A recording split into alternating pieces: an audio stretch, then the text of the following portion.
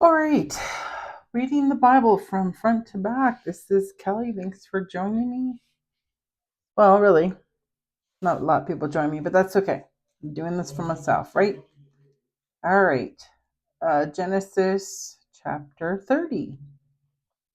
When Rachel saw that she was not bearing Jacob any children, she became jealous of her sister. She said to Jacob, "Give me children or I'll die." Jacob became angry and he said, the place of God? Am I in the place of God who has kept you from having children?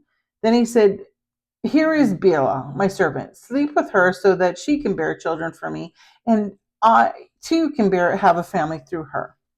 So she gave him her servant Bilhah as a wife. Jacob slept with her, and she became pregnant and bore him a son. Then Rachel said, Rachel, God has vindicated me. He has listened to my plea and given me a son. Because of this, she named him Dan. Rachel's servant Bilhah conceived again and bore Jacob a second son. Then Rachel said, I have had a great struggle with my sister, and I have won. So she named him Naphtali. When Leah heard that she had stopped having children, she took her servant Zilpah and gave her to Jacob as a wife. Leah's servant Zilpah bore Jacob a son. Then Leah said, What good fortune! So she named him Gad. Leah's servant Zilpah bore Jacob a second son. Then Leah said, How happy I am! The woman will call me happy. And so she named him Asher.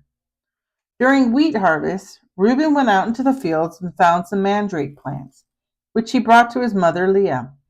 Rachel said to Leah, Please give me some of your son's mandrakes. But she said to her, Wasn't it enough that you took away my husband? Will you take my son's mandrakes too? Very well, Rachel said. He can sleep with you tonight in turn for some of your son's mandrakes. So when Jacob came in from the fields that evening, Leah went out to meet him. You must sleep with me, she said. I have hired you with my son's mandrakes. So he slept with her that night. God listened to Leah, and she became pregnant and bore Jacob a fifth son. Then Leah said, God has rewarded me for giving my servant, for giving, God has rewarded me for giving my servant to my husband. So she named him Issachar. Leah conceived again and bore Jacob a sixth son. Then Leah said, God has presented me with a precious gift. This time my husband will treat me with honor because I have borne him six sons. So she named him Zebulun. Sometime later she gave birth to a daughter and named her Dinah. When God remembered Rachel, he listened to her and enabled her to conceive. She became pregnant and gave birth to a son and said, God has taken away my disgrace. She named him Joseph and said, May the Lord add to me another son. Jacob's flock increased. After Rachel gave birth to Joseph, Jacob, and to Laban, send me in my way so I can go back to my own homeland. Give me my wives and children, for whom I have served you, and I will be on my way. You know how much work I have done for you. But Laban said to him, If I have found favor in your eyes, please stay. I have learned by divination that the Lord has blessed me because of you. He added, Name your wages, and I will pay them. Jacob said to him, You know how I have worked for you, and how your livestock has fared under my care. The little you had before you came has increased greatly, and the Lord has blessed you wherever I have been. But now, when may I do something for my own household? What shall I give you? He asked. Don't give me anything, Jacob replied. But if you will do this one thing for me, I will go on tending your flocks and watching over them. Let me go through all your flocks today and remove from them every speckled or spotted sheep, every dark-colored lamb, and every spotted or speckled goat. They will be my wages. And my honesty will testify for me in the future. Whenever you check on the wages you have paid me, any goat in my possession that is not speckled or spotted, or any lamb that is not dark-colored, will be considered stolen. Agreed, said Laban. Let it be as you have said. That same day he removed all the male goats that were streaked or spotted, and all the speckled or spotted goats. All of them had white on them. and all of the dark-colored lambs, and he placed them in the care of his sons. Then he put a 3-day journey between himself and Jacob, while Jacob continued to tend to the rest of Laban's flocks. Jacob, however, took fresh cut branches from poplar, almond, and plane trees and made white stripes on them by peeling the bark and exposing the white inner wood of the branches. Then he placed the peeled branches in all the watering troughs, so they would be directly in front of the flocks when they came to drink. When the flocks were in heat and came to drink, they mated in front of the branches, and they bore young that were streaked or speckled or spotted. Jacob set apart the young of the flock by themselves and made the rest face the streaked and dark-colored animals that belonged to Laban. Thus he made separate flocks for himself and did not put them with Laban's animals. Whenever the stronger females were in heat, Jacob would place the branches in the troughs in front of the animals, so they would mate near the branches. But if the animals were weak, he would not place them there. So the weak animals went to Laban, and the strong animals to Jacob. In this way the man grew exceedingly prosperous and came to own large flocks of female and male servants and camels and donkeys. Jacob flees from Laban. Jacob heard that Laban's sons were saying, "Jacob is taking everything our father owned and has gained all this wealth from whatever belonged to our father." And Jacob noticed that Laban's attitude towards him is not what it had been. Then the Lord said to Jacob, "Go back to your land of your fathers and to your relatives, and I will be with you." So Jacob sent word to Rachel and Leah to come out of the fields where the flocks were. He said to them, "I see your father's attitude towards me is not what it was before. But the God of my father who has been with me, you know that I've worked for your father with all my strength. Yet your father has cheated me by changing my wages 10 times. However, God has not allowed him to harm me. If he said, 'The speckled ones will be your wages,' then all the flocks gave birth to speckled young. And if he said, 'The streaked ones will be your wages,' then all the flocks bore streaked young. So God has taken away your father's livestock and given it to me. In breeding season, I once had a dream in which I looked up and saw the male goats mating with the flock were streaked, speckled, or spotted. The angel of God said to me in the dream, 'Jacob.' I answered, 'Here I am.' And he said, 'Look up and see that all the male goats mating with the flock are streaked, speckled, or spotted, for I have seen all that Laban has been doing to you. I am the God of Bethel, where you anointed a pillar, where you made a vow to me. Now leave this land at once and go back to your native land.' Then Rachel and Leah replied, 'Do we still have any share in the inheritance of our father's estate? Does he not regard us as foreigners?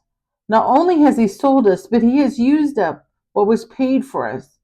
Surely all the wealth that God took away from our fathers belongs to us and our children, so do whatever God has told you.' Then Jacob put his children and wives on camels, and he drove all the livestock ahead of him, along with all the goods that he had accumulated in Padan Aram, to go back to his father Isaac in the land of Canaan. When Laban had gone to shear his sheep, Rachel stole her father's household gods. Moreover, Jacob deceived Laban with the Aramean by not telling him he was running away. So he fled with all he had, crossing the Euphrates River, and headed into the hill country of Gilead. Laban pursues Jacob. On the third day, Laban was told that Jacob had fled, taking his relatives with him.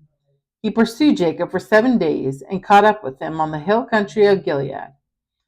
When God came to Laban, the Aramean in a dream at night had said to him, "Be careful not to say anything to Jacob, either good or bad."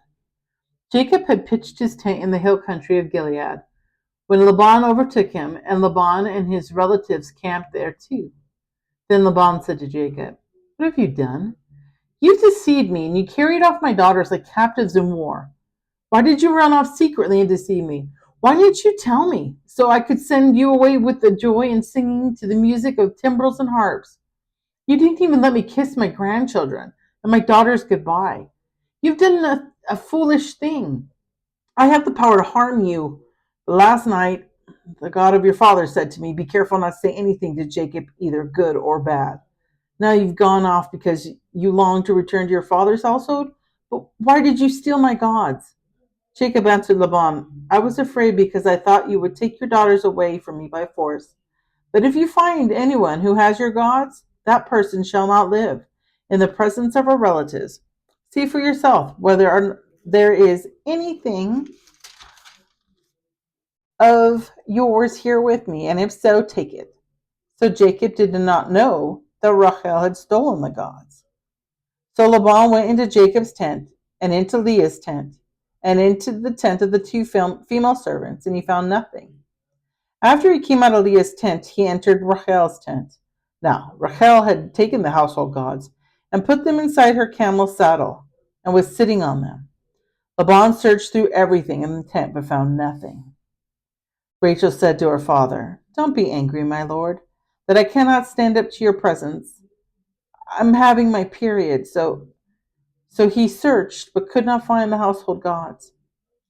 Jacob was angry and took Laban to ask. "What is my crime?" he asked Laban. "How have I wronged you, that you hunt me down? Now that you've searched through all my goods, what have you found that belongs to your household? Put it here in front of your relatives and mine, and let them judge between the two of us. I have been with you for 20 years now. Your sheep and goats have not miscarried, nor have I eaten rams from your flocks. I did not bring you animals torn to wild beasts. I bore the loss myself, and you demanded payment from me for whatever was stolen by day or night. This was my situation. The heat consumed me in the daytime and the cold at night, and sheep fled from my eyes. It was like this for the 20 years I was in your household. I worked for you 14 years for your two daughters and 6 years for your flocks, and you changed my wages 10 times. If God of my father and the God of Abraham and the fear of Isaac had not been with me, you would have surely sent me away empty-handed. But God has seen my hardships and toil of my hands, and last night he rebuked you." Laban answered Jacob, "The women are my daughters, the children are my children, and the flocks are my flocks. All you see is mine. Yet what can I do today about these daughters of mine, or about the children they have borne? Come now, let's make a covenant, you and I, and let it serve as witness between us." So Jacob took a stone and set it up as a pillar. He said to his relatives, "Gather some stones." So they took stones and piled them in a heap, and they ate there by the heap. Laban called to Yegar Sahadutha, and Jacob called it Gilead.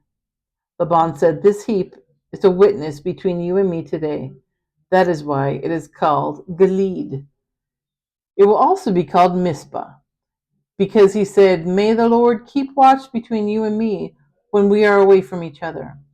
If you mistreat my daughters, or if you take any wives besides my daughters, even though no one is with us, remember that God is a witness between you and me.'" Laban also said to Jacob, "Here is this heap, and here is this pillar. I have set it between you and me. This heap is a witness, and this pillar is a witness, that I will not go past this heap to your side to harm you, and that you will not go past this heap and pillar to my side to harm me. May the God of Abraham and the God of Nahor and the God of their father judge between us." So Jacob took an oath in his name of his fear of his father Isaac. He offered a sacrifice there on the hill country and invited his relatives to a meal. After they had eaten, they spent the night there. Early the next morning, Laban kissed his grandchildren and his daughters and blessed them. Then he left and returned home.